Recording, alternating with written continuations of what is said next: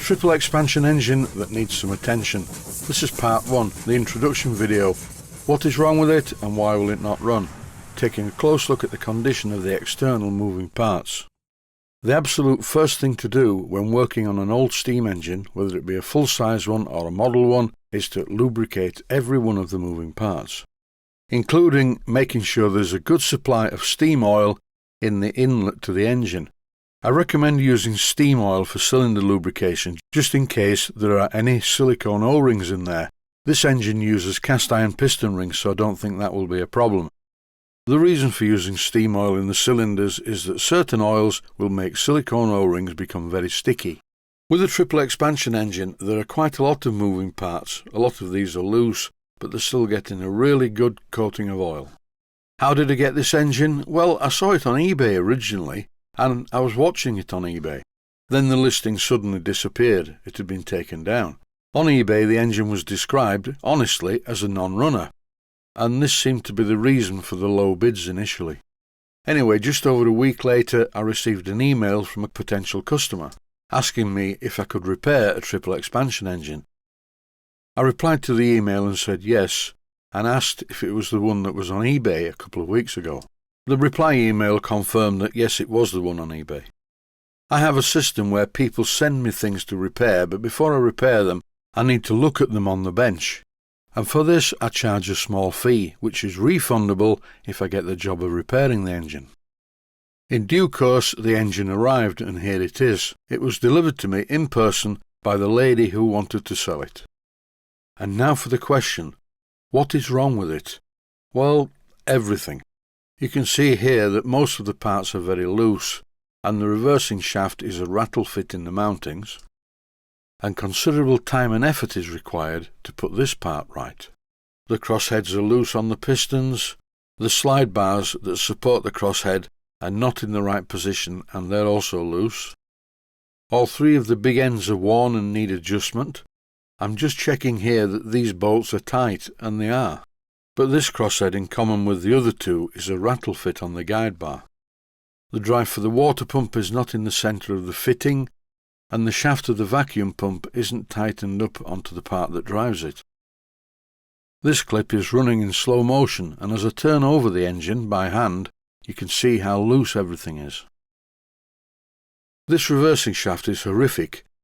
First of all, it's not a good fit in the mountings, and it's held together by some things known as roll pins. I really do not like these at all.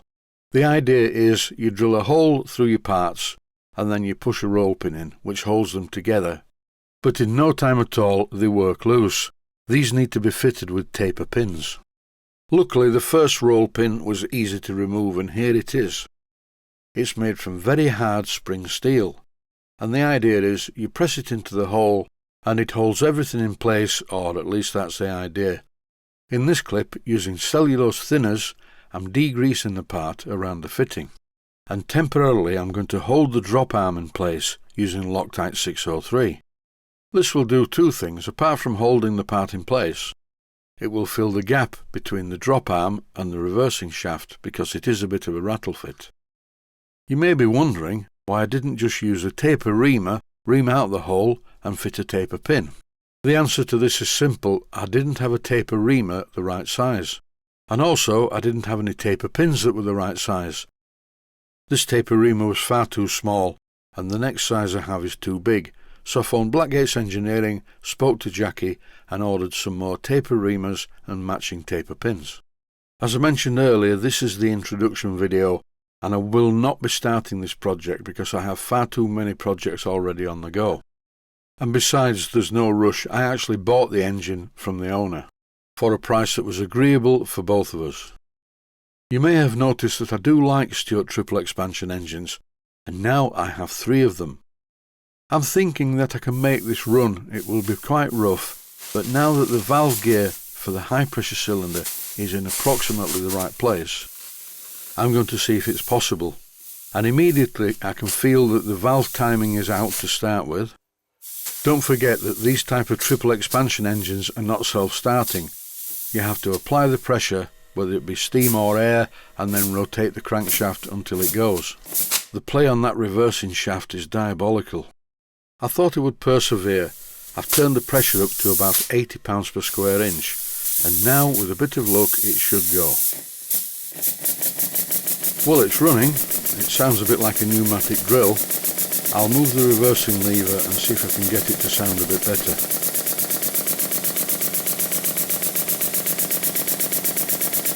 Just about every mechanical part of this engine is loose, and some of the parts don't line up very well, so I'm really looking forward to the challenge.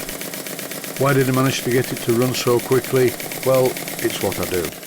I knew that the main problem was that the first expansion link that controls the admission of the air or steam to the high pressure cylinder was not anywhere near in the right place.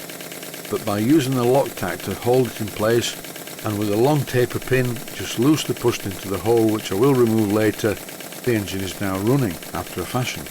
There will be another episode because this is only half of the initial introduction. And in the second episode I will prepare a list of what is wrong with the engine.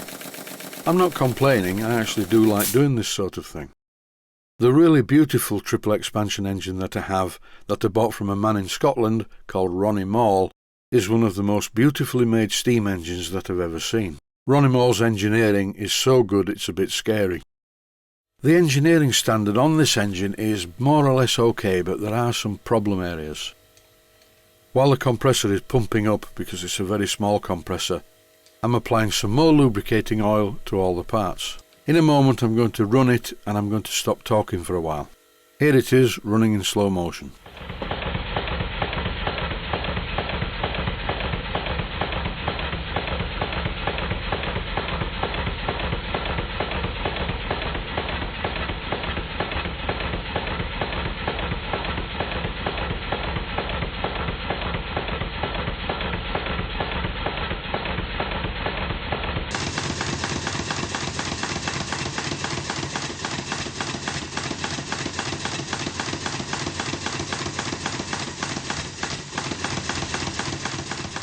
When running on air, as the steam goes through each of the cylinders, it expands and provides plenty of power. When you compare the power output of this triple expansion engine, which after all only has a 3/4 of an inch diameter high pressure piston, just like a single cylinder Stuart number 10, the power difference is astounding.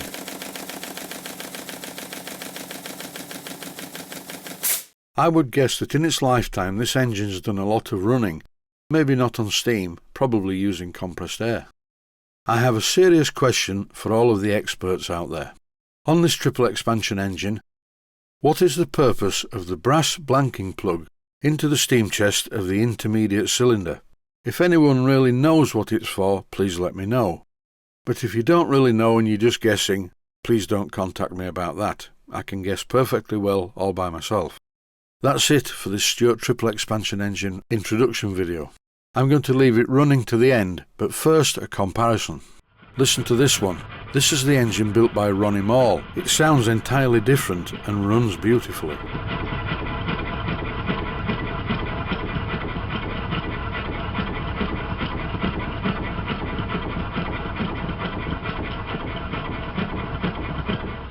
This is the one that I'm about to work on in a short while.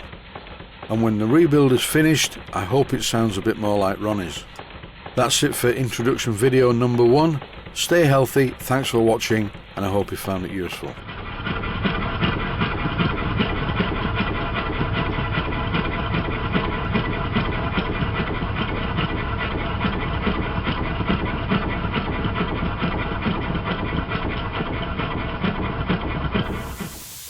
Please take the time to visit my main Steam Models website and click on the section of the website that says Video Playlists. And by doing that, you can find other videos that you may like to watch. And by using the playlists, you can actually watch the videos back to back.